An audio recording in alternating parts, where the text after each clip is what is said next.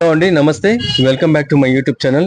So my dear friends, సమాజంలో ఎక్కడో ఏ మూలనో ఏదైనా సంఘటన జరిగినా అది ప్రపంచవ్యాప్తంగా తెలియపరిచే ప్రతి ఒక్కరికి తెలియపరిచే విషయంలో రిపోర్టర్ పాత్ర చాలా కీలకమైనటువంటిది.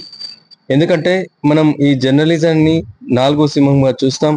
సమాజంలో జరిగే చెడుని బహిర్గతం చేస్తూ ప్రజల అవగాహన కోసం, ప్రజల యొక్క చైతన్యం కోసం, అలాగే ప్రతి విషయంలో అహర్నిశలు శ్రమిస్తూ సమాచార సేకరణ చేస్తూ సమాజంలో ఒక ఎంతో విలువతో వర్క్ చేస్తున్న వృత్తి రిపోర్టర్.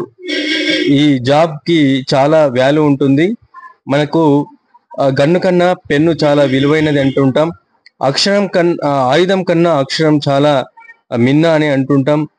ఇవి ఎంత పవర్ఫుల్లో మనందరికీ తెలుసు. కానీ ఈ రిపోర్టర్ అనే ముసుగులో కొందరు చేస్తున్నటువంటి చర్యలు, అలాగే ధనార్జనే కేవలంగా వాళ్ళు పరమావధిగా పెట్టుకొని ప్రజలని, అలాగే జలగల రక్తాన్ని పీలుస్తూ వారి యొక్క ఆర్థికాన్ని, అలాగే వారి యొక్క మానసిక స్థితిని ఇబ్బంది పెట్టే రీతిలో కొందరు వ్యవహరిస్తున్నటువంటి జర్నలిజానికి ఒక మచ్చగా ఏర్పడినటువంటి కొందరు వ్యక్తుల గురించి మనం అప్పుడప్పుడు చూస్తూ ఉంటాం.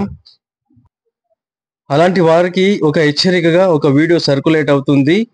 రీసెంట్ గా జరిగినటువంటి సంగారెడ్డిలో ఏదైతే ఫేక్ రిపోర్టర్ గా చలామణి అవుతూ చాలా మందిని ఇబ్బంది పెడుతూ తీవ్రంగా ఇబ్బంది పెట్టాడని చెప్పేసి ఒక స్తంభానికి కట్టేసి ఆయనని చితకబాదడం కూడా జరిగింది. ఎవరైతే అలాంటి చర్యలు పంచుకోకండి. ఎందుకంటే ఎవరైతే చట్టరీత్యా నేరస్తులు ఉన్నారో వారికి చట్టానికి మనం చేతిలోకి తీసుకోకుండా చట్టానికి అప్పచెప్పినట్లయితే సరైనటువంటి వారికి శిక్ష విధిస్తూ ఉంటారు. కాబట్టి ప్రజలు చట్టాన్ని చేతిలోకి తీసుకోకుండా వారికి పోలీసు వ్యవస్థకి వారిని అప్పచెప్పడం మంచిది. ఎందుకంటే ఇలాంటి వాళ్ళు సమాజంలో ఎన్నో రకాల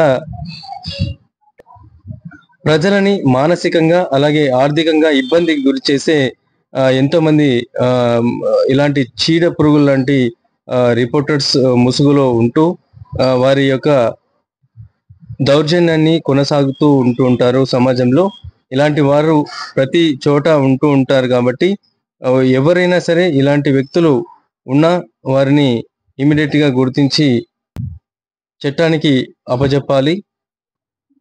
కేవలం వారు ప్రభుత్వం ఇచ్చే సంక్షేమ పథకాల కోసం అని చెప్పి చాలా మంది ఎక్కడికక్కడ ఈ రిపోర్టర్ ముసుగులో వీరు వ్యవహరిస్తున్నటువంటి కొందరు వ్యక్తుల యొక్క వారికి ఇలాంటి సంఘటన ఒక హెచ్చరికగా మనం చూస్తున్నాం. వారు కూడా గుర్తించాలి. సమాజంలో వారికి ఉన్నటువంటి విలువలు, అలాగే వారి పట్ల గౌరవం తగ్గకుండా ఉండాలంటే ఇలాంటి వ్యక్తుల్ని సమాజంలో ఉన్న వాళ్ళు కూడా ఎప్పటికప్పుడు గుర్తించుకోవాలి అని చెప్పేసి చాలా మంది కోరుకుంటున్నారు. ఇలాంటి వ్యక్తులు సమాజంలో మానసిక హరాస్మెంట్ గురి చేస్తూ ఎంతో మందిని ఇబ్బంది పెట్టినందుకు వాళ్ళు లా అండ్ ఆర్డర్ ఇష్యూతో పాటు అలాగే చట్టాన్ని చేతిలోకి తీసుకొని ఆ వ్యక్తిని ఒక స్తంభానికి కట్టేసి దేహశుద్ధి చేసేదని మనం ఈ వీడియో సర్క్యులేట్ అవుతుంది. ఇలాంటి వ్యక్తులతో చాలా జాగ్రత్తగా ఉండాలని చెప్పేసి ఈ డైనమిక్ మధుర్ యూట్యూబ్ ఛానల్ కోరుకుంటుంది. ఇది ఇవాల్టి వీడియో. ఈ వీడియో కనుక మీకు నచ్చినట్లయితే like and share, subscribe my YouTube channel. నమస్తే, జై హింద్, జై భారత్. నేనున్నా బట్టే బతికినా थोड़ा काम करने का टाइम है जब करेंगे. నాకు ఫ్లాట్ అడిగినవా? ఫ్లాట్ అడిగినవా? నేను నీకు ఫ్లాట్ ఇచ్చిన 100 గదాలు చెప్పు. నువ్వు నిజాలు వినాలి. నేను 100 గదాలు ఫ్లాట్ ఇచ్చిన. ఈ భార్య పేరు మీద చేసుకున్నా, నా దగ్గర డాగేసి 100 గదాలు ఫ్లాట్ రిజిస్ట్రేషన్ చేపించి ఇచ్చిన. అపార్ట్మెంట్ కట్టుకుండు. నాకు 1.5 అపార్ట్మెంట్ ఇంటికి వస్తే ఆ డెవలప్మెంట్ 100 గదాలకు మళ్ళీ సగం ఫ్లాట్ ఎక్కువ నా దగ్గర నుంచి 4 లక్షలు ఇచ్చి అది సగం ఫ్లాట్ కూడా 10 లక్షలు తీసుకున్నాను. అది సగం అబద్ధాలు మాట్లాడకు. 4 లక్షలు ఇచ్చిన నువ్వు ఒట్టి తిరిగి చెప్తా 4 లక్షలు సగం ప్లాట్ వస్తుందా? 15 లక్షలది ప్లాట్ నాకు అది 40 లక్షల ప్లాట్ పోతుంటే నువ్వు 4 లక్షలు ఇచ్చినావా లేదా 20 లక్షలు జాగలా? నేను డబ్బులు ఇచ్చిన 4 లక్షలు ఇచ్చినవా 20 లక్షలు ఇచ్చినవా? వీడు ఏం చేసినట్టు చెప్తా ఇనుండి. అదొకటి. మొన్న ఏమన్నాడు తెలుసా? ఇదేంటంటే వచ్చి పిలిచి ఊరికి వచ్చి ఊరలో అన్ని కులగొట్టినావు మన కంప్లైంట్ ఇచ్చి. నువ్వే నువ్వు ఫోన్ చేసి నాకు ఫోన్ చేసి జర దూరం జరుగుతుంది. నాకు ఫోన్ చేసి మీ ఊర్లో ఒక్క ఇల్లు ఉండొద్దు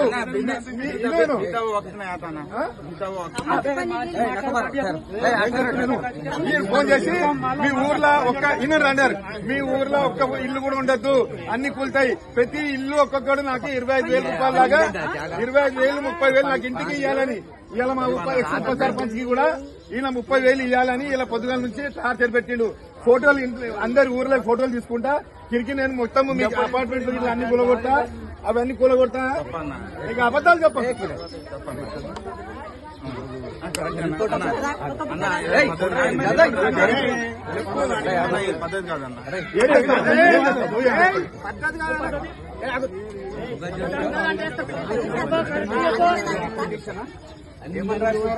నేను కేసులున్నా ఆయన కేసులో మొన్న కేసు బుక్ అయింది, ఎంఆర్ఓ బుక్ చేసింది, ఆయనకు శిక్ష పడుతుంది. కోర్టు ఆర్డర్ ఎప్పుడు 26/9/2024 రోజున మన బిల్డింగ్లు అన్ని ఇల్లు ఉన్నదిరా కార్లో తెప్పిస్తుంది. ఇగో ఇదేమున్నది in the present case as seen from the above provision of it is clear that the court is prohibited from taking documents except on a complaint made by the authorities under the above provisions. Therefore the proceedings against the petitioner are liable to be quashed. కొట్టేసిరా ఇది ఒక్క నిజం నేను ఆడగొట్టే మంచిగా ఇదేముంది మళ్ళా according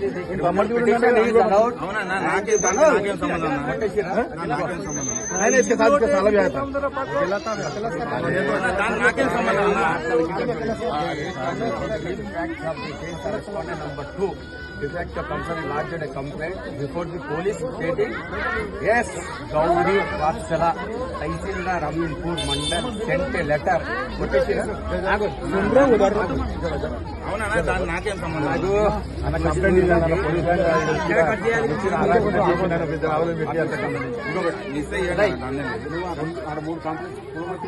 నేను చేస్తానా? నాకేం సంబంధం అన్నా? అది ఇంకోటి నీకు నేను ఇల్లు ఒకటి బిఎస్ఎల్ ఇంత పెద్ద ఆర్డర్ బొంద పెడతారు. ఏ రోజు వచ్చింది? అవును ఓకే అన్నా, నేను ఏమైనా రాసినా నన్ను ఎందుకు అంటున్నావు అన్న? నువ్వు ఎందుకు వచ్చినావు అన్న ఇడ ఒక నెంబర్లో అలర్ట్ చేస్తున్నాను. నీకేమైతుందా? నీ అయ్యారా నీ అమ్మదా? కొట్టురు